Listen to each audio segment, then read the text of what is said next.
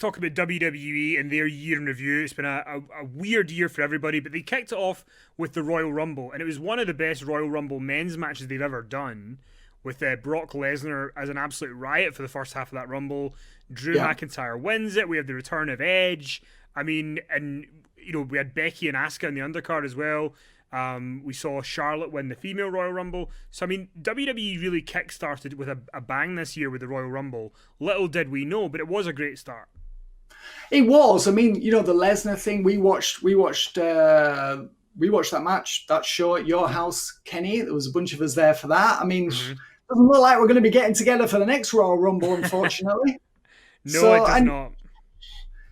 But yeah, I mean, Lesnar was just. I mean, he was like on form that night. He was firing on all cylinders. He was like, I'm here to perform. I'm here to earn my money tonight. And when Brock Lesnar goes into a show with that kind of attitude, you're going to get a top of the line A1 performance. And he really brought it. I mean, he was so much fun. And it was McIntyre who eliminated him with the Claymore, wasn't it? With the Claymore? Yeah, Claymore kick, and after Ricochet did the low blow, which was a callback to getting some revenge on Brock Lesnar for Brock Lesnar just annihilating Ricochet. So it was a hot start to the year, and then obviously the Drew thing was so big. But then we get to, I remember being in London at a press event with Drew, and this was, I think the following Monday was when we were supposed to go into lockdown. And Yeah. But at that point we didn't know what was happening. We thought we still might be able to have WrestleMania, and they were, he was getting sanitized at every opportunity by people, and it was mental. And he got sent home back to the US, and then obviously we got WrestleMania in the PC. So things just changed so rapidly in March but I am really glad that we got the WrestleMania that we did, because it took our minds off what was going on, especially with the Firefly Funhouse match and the Boneyard match.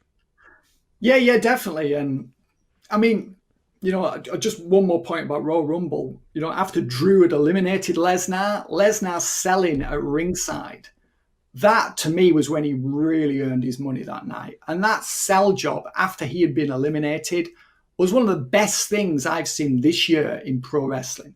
And what he did for Drew McIntyre, and that, it wasn't a moment. It was I don't know how many minutes he was at ringside. It was quite a few minutes he was at ringside, wasn't it, before he left?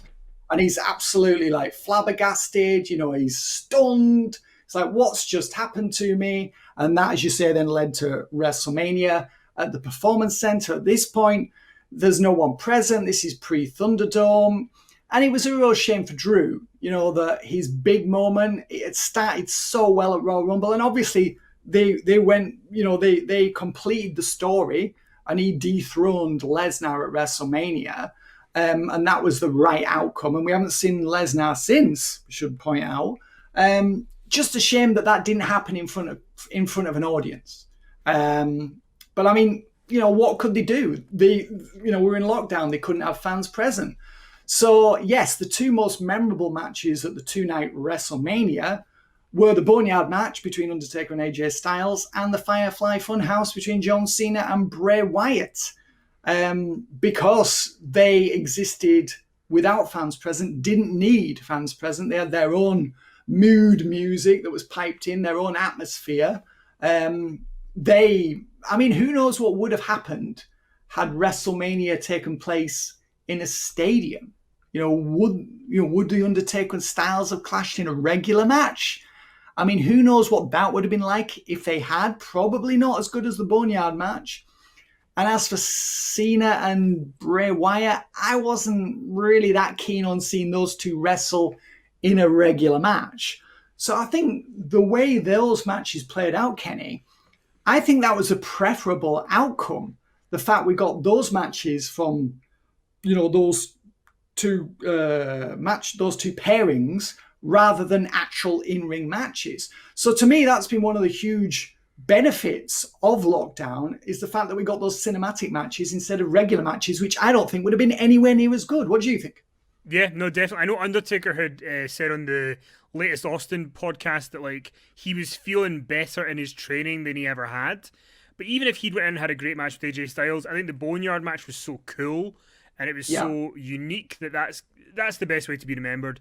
And the Firefly Funhouse match is just incredible. But I mean, the one thing that WWE didn't really have going for them coming out of WrestleMania was they did do empty arena shows with no crowd, and I think Yeah. that was. I mean, I think a lot of people were kind of really starting to stop watching because they just were Yeah. there was no Yeah. atmosphere, there was nothing going on, and then they did bring wrestlers in, but when they brought the wrestlers in, it wasn't like they brought like AEW would bring in lower card names who are main AEW people, but WWE brought in these NXT non TV people who were controlled, and it just didn't feel as good, and it really felt It like it was felt only artificial, didn't it? It just felt really, it felt like part of the show. It felt yeah. like it was booked, it was scripted, which of course it was.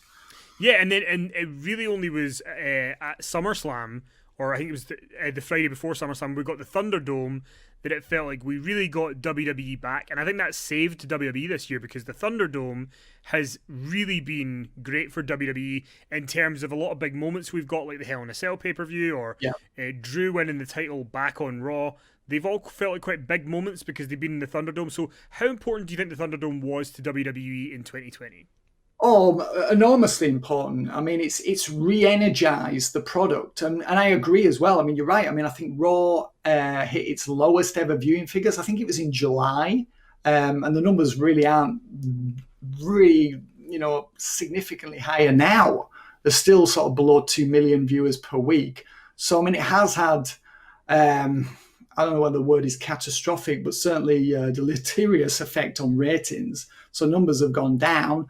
I know in one of the earnings reports, I think it was the second one, Vince did blame the absence of the audience for the declining viewing figures. And, that kind of seems like a convenient excuse, but I think there is definitely some merit to it.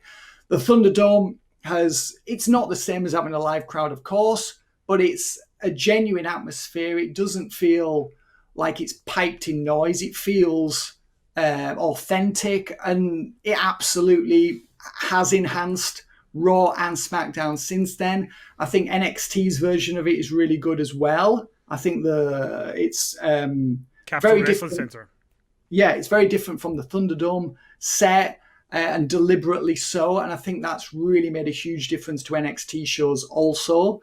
And you watch a lot of, like, I was watching some variety show last night on ITV, and they had like a version of the Thunderdome there, nowhere near as impressive as WWE's version.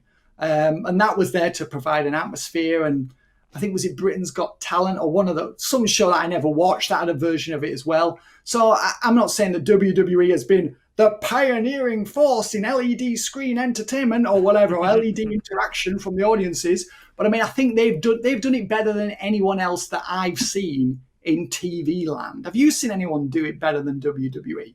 No, I think they have done the best job. I've seen stuff like Britain's Got Talent who've done it, and it just doesn't seem to be as good. But the Thunderdome, the compliment I could give it is that I forget sometimes that there aren't fans there.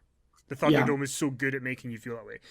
Do you think WWE has managed to come out of 2020? There have been a few kind of negative stories about them from the people who were released in April to the Twitch and Cameo stuff and all that. Do you think they've managed to get through the year kind of unscathed, or do you think those stories are going to have any effect on them going into 2021? I mean, I don't know whether it's really going to make that much difference in the long run. There's obviously the speaking out as well in the summer. I mean, that was, really grim, wasn't it? So I don't know whether it's really going to have a long-term effect. I mean, the furlough thing, I mean, they've done releases before. I mean, it did come across really cold when in their second quarter earnings report, I think they made $43.8 million net after-tax profit they made in that quarter. So, I mean, there was no financial reason, really. Obviously, yeah, they saved some money by furloughing and axing loads of people, but the company could have easily afforded to keep them on. And it did come across as really heartless when no one knew at that point when other types of wrestling were going to restart. And we still don't know, do we, now in December? You know, we don't know when indie wrestling is going to start running again. I mean, some shows are going, but a lot of it's still shut down. And given the numbers in America, it's, you know, everything's very, you know, precarious. So the fact that WWE did that and cut these people loose when they might not have been able to find work anywhere else, that came across as, that was ice cold. I mean, that was that was the, you know, the worst side of capitalism, wasn't it? I think that's the best way to describe it. That was when capitalism doesn't work, to me. I mean, they should not have caught a bunch of people at that time. No way. I mean, I don't see how that can be justified. You know, as for the Twitch and Cameo thing, I mean, I don't know whether anyone's really that bothered now about it. I don't think that's really lingered, but I could be wrong about that. I mean, you know, it did seem really petty for WWE to do that. But this is the way WWE operates. They run their company with an iron hand.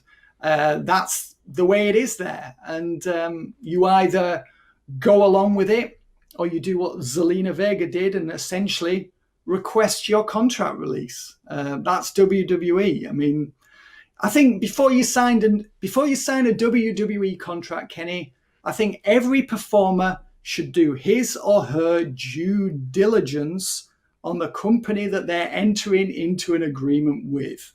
I think that's what everyone should do.